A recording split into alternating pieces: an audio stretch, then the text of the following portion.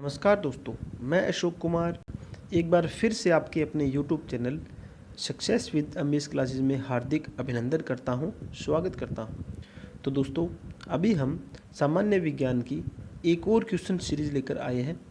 ये सारे questions previous year के क्वेश्चंस हैं जो कि आने वाले हर एक एग्ज़ाम के लिए बहुत ही महत्वपूर्ण होते हैं, फ़ायदेमंद होंगे। तो स्टार्ट करते हैं सबसे पहले क्वेश्चन से, जो कि आपको स्क्रीन पे दिखाई दे रहा होगा। विद्युत आवेश की एसआई इकाई क्या होती है? हमारे पास जो इलेक्ट्रिक चार्ज है उसकी एसआई इकाई पूछी गई है इसके अंदर। तो सबसे पहले क्या है, आपको पता होना चाहिए जो आवेश की एसआई इकाई क्या होती है। हमारी आवेश की एसआई इकाई होती है कूलाम। ठीक है, ये बात तो हुई हमारे पास आवेश की एसआई इकाई के बारे में। अब थोड़ी एक्स्ट्रा बातें करते हैं। जो हमारे पास आवेश होता है उसका फॉर्मूला होता है, हमारे पास आवेश का जो फॉर्मूला होगा Q बराबर क्या होता है IT। ठीक है, ये मेरे पास आवेश का फॉर्मूला होता है।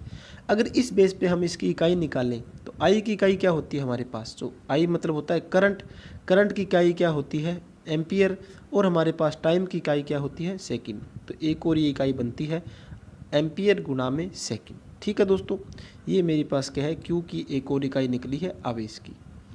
अब थोड़ी एक्स्ट्रा बातें और करते हैं, वोल्ट के बारे में बात देखते हैं। ठीक है, अब वोल्टेज के बारे में आपको पता होना चाहिए। आपने नाम सुना होगा वोल्टेज।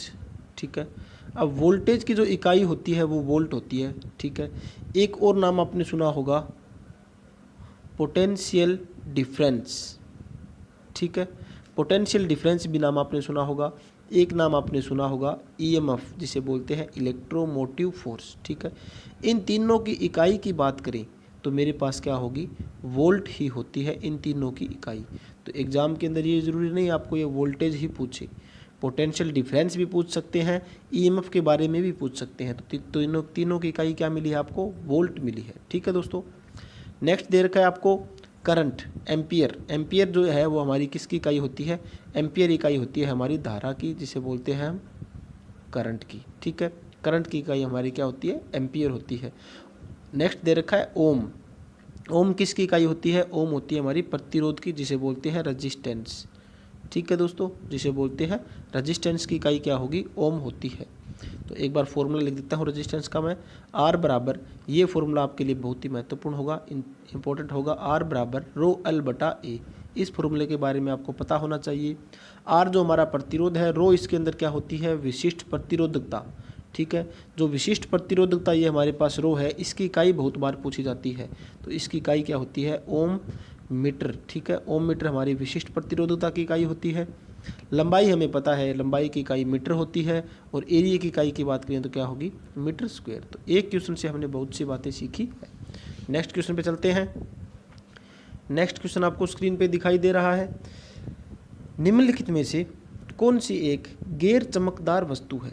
ठीक है, इनमें से कौन सी वस्तु है जो चमकदार, गैर चमकदार वस्तु है। गैर चमकदार मतलब दूसरों के कारण क्या है, चमकती है। ठीक है, तो आपको पता होना चाहिए जो चांद होता है हमारा, जो मून होता है, वो क्या होता है, गैर चमकदार वस्तु है।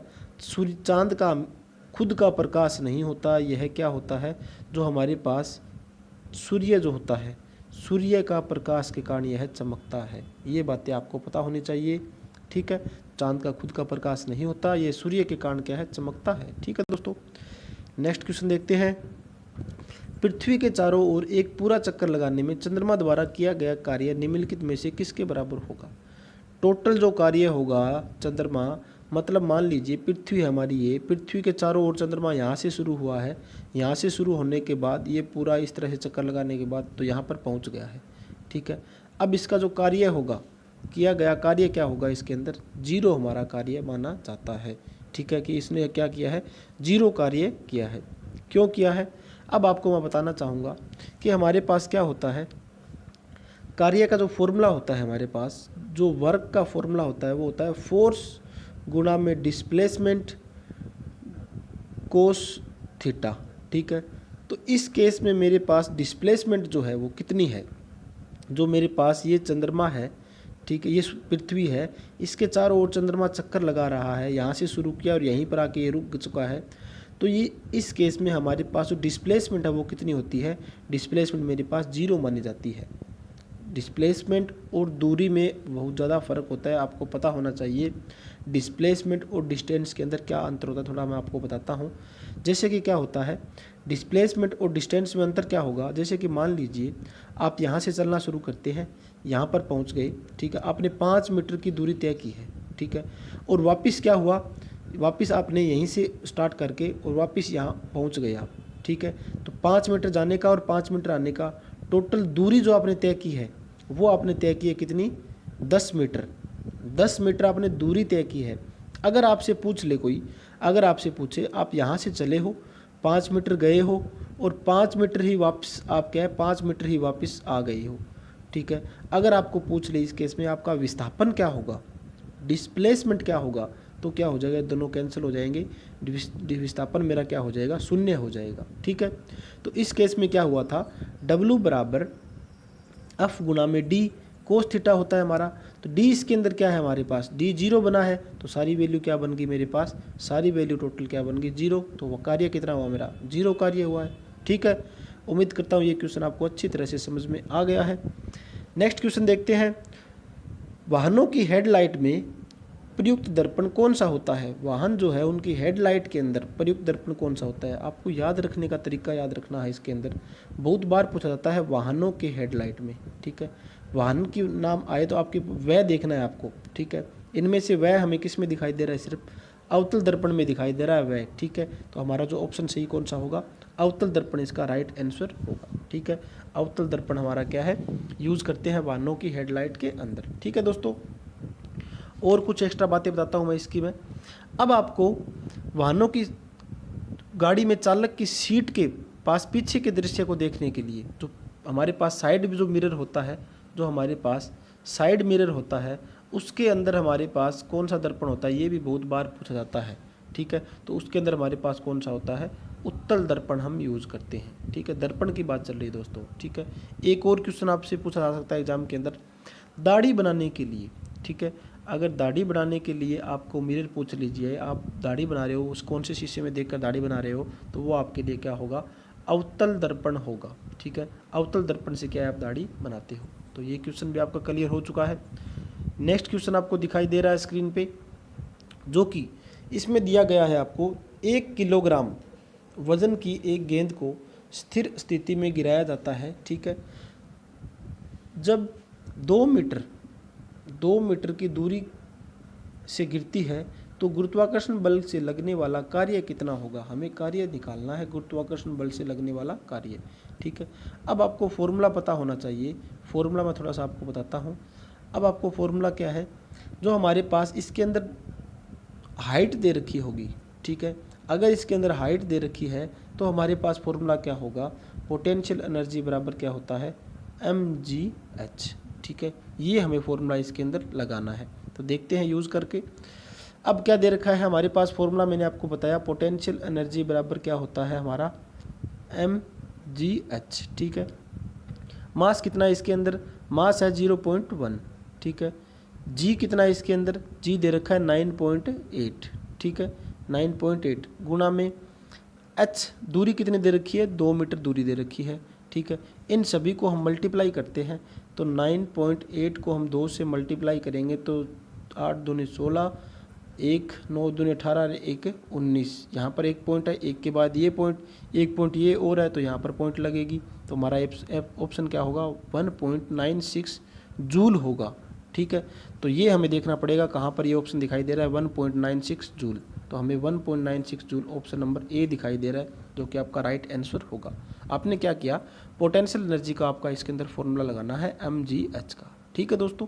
उम्मीद करता हूँ आपको ये अच्छी तरह से समझ में आ गया है। नेक्स्ट क्वेश्चन देखते हैं, गति के दूसरे समीकरण द्वारा किसके बीच संबंध दर्शाया गया है। गति के समीकरण के बारे में बहुत बार पूछा जाता है क्वेश्चंस, तो आपको पता होना चाहिए गति की जो दूसरी समीकरण है उसके द्वारा हम क्या दर्शाते हैं, हमारे पास स्थान और क्या होगा, समय, ठीक है। स्थान और समय क्या है दर्शाया जाता है, पोजीशन और हमें क्या है टाइम बताता है गति के दूसरा समीकरण जो है, ठीक है। और गति के दूसरे समीकरण से क्या देखते हैं हम, फोर्स का फॉर्मूला लगाते हैं, F बराबर क्या होता है मेरे पास, मास गुना में एक्सेलरेशन। ये भी गति के दूसरे समीकरण के अंदर ही आता है, ठीक है। यहाँ पर क्या है, ए हमारा त्वरण होता है और जो मेरा मास होता है इसके अंदर द्रव्यमान माना जाता है। ठीक है दोस्तों, ये क्वेश्चन भी आपको अच्छी तरह से समझ में आ गया होगा। नेक्स्ट क्वेश्चन देखते हैं, आपको स्क्रीन पे दिखाई दे रहा है। निम्नलिखित में से कौन सा एक धातु और अधातु दोनों रूप में ही कार्य नहीं करता है। ठीक है, कार्य नहीं करता, ये आपको देखना है, नहीं का ऑप्शन दिया हुआ है। ठीक है, तो आपको पता होना चाहिए जो हमारा बोरोन है, वो क्या होता है, इसके अंदर दिया हुआ है बोरोन हमारा धातु और अधातु दोनों रूप में ही कार्य नहीं करता। ठीक है, इस क्वेश्चन के अंदर मुझे थोड़ा सा डाउट लग रहा है। इस क्वेश्चन के अंदर बोरोन हमारी क्या है, हम बोरोन को उपधातु के अंदर भी यूज़ करते हैं। जैसे हमारी उपधातु की बात करूं मैं, तो बोरोन हमारी उपधातु है, सिलिकॉन हमारी उपधातु है। ठीक है, एक एंटीमनी हमारी उपधातु होती है, एक टेरेलियम होती है, एक पोलेनियम है, जर्मेनियम है, आर्सेनिक है। ये सारी मेरी क्या होती है, ये सारी मेरी उपधातुएं हैं। तो बोरोन भी उपधातु के अंदर आ रहा है। तो उपधातु का क्या गुण होता है, धातु और अधातु दोनों का गुण पाया जाता है उपधातु के अंदर। तो इसलिए इस क्वेश्चन में थोड़ा सा डाउट है, शायद ये गलत भी हो सकता है। चलते हैं नेक्स्ट क्वेश्चन के ऊपर। निम्नलिखित में से कौन सी गैस चूने के पानी को दूधिया बना देती है। चूने के पानी को दूधिया बनाने वाली हमारी कौन सी गैस होगी, वो होगी हमारी CO2 गैस। ठीक है, CO2 गैस क्या करेगी, चूने के पानी को क्या बना देगी, दूधिया बना देती है। ठीक है, ये बातें आपको याद होनी चाहिए। नेक्स्ट क्वेश्चन देखते हैं। नेक्स्ट क्वेश्चन दिया हुआ है, निम्नलिखित ट्रायोड में से कौन सा एक डोबेर्नेर, ठीक है, डोबेर्नेर ट्रायड का प्रतिनिधित्व करता है। ये एक डोबेर्नेर ट्रायड का नियम दिया था इन्होंने। ठीक है, पीरियोडिक टेबल के अंदर। तो इनका प्रतिनिधित्व कौन से हमारे ट्रायड कर रहे हैं, तो इसके अंदर ऑप्शन 1 सही होगा। ठीक है, लिथियम, सोडियम और पोटेशियम। ठीक है, ये मेरे पास क्या है, सही ऑप्शन रहेगा। ठीक है दोस्तों, नेक्स्ट क्वेश्चन देखते हैं, आपको स्क्रीन पे दिखाई दे रहा होगा। नेक्स्ट क्वेश्चन क्या दिया हुआ है, निम्नलिखित में से कौन सा एक आयनिक यौगिक गुण नहीं है। ठीक है, आयनिक यौगिक गुण नहीं है, इसमें से ये बताना है हमें। तो ये क्वेश्चन आपको स्क्रीन पे दिखाई दे रहा है। इसके अंदर हमारा क्या है, जो हमारे पास आयनिक यौगिक का गुण नहीं होता वो कम गलनांक और क्वथनांक, ये हमारा आयनिक यौगिक का गुण नहीं होगा। पानी में घुलनशील और पेट्रोल में अघुलनशील होना चाहिए, ठोस और मजबूत होना चाहिए, उच्च गलनांक और क्वथनांक इसका सही होना चाहिए। ठीक है, ये बातें क्या है, हमारी कंडीशन फुलफिल हो रही है। लेकिन जो ऑप्शन बी है, जो कि कम गलनांक और क्वथनांक, इसका कम नहीं होना चाहिए। ठीक है, ये हमारा क्या यौगिक का गुण नहीं है। तो उम्मीद करता हूँ आज का जो सेशन रहा काफ़ी अच्छा सेशन रहा है। जो भी हम क्वेश्चंस कर रहे हैं इनके एक्स्ट्रा भी नॉलेज मैं आपको बता रहा हूँ, एक्स्ट्रा जानकारी भी, तो आपके लिए सारी काफ़ी महत्वपूर्ण रहती है। जैसे कि हमने अभी 10 क्वेश्चंस किए हैं, 10 में से क्या है आपके लगभग 10 क्वेश्चन से क्या है डबल क्वेश्चन 20 क्वेश्चन आपके कंप्लीट हुए। तो मैंने एक्स्ट्रा नॉलेज भी आपको साथ साथ बताई है। तो आप अपने दोस्तों के साथ इसको शेयर कीजिए और इस चैनल को सब्सक्राइब करना ना भूलें। इसी तरह से क्या हम डेली क्वेश्चन सीरीज लेकर आते रहेंगे। और अगर आपका कोई टेक्निकल दोस्त है, जैसे कि इलेक्ट्रिशियन की तैयारी करना चाहता है, तो उसको भी इस चैनल के बारे में बताइए। इस चैनल पर इलेक्ट्रिशियन की तैयारी भी काफ़ी बेहतरीन तरीके से करवाई जा रही है। तो थैंक यू दोस्तों, मिलते हैं नेक्स्ट लेक्चर के अंदर। धन्यवाद।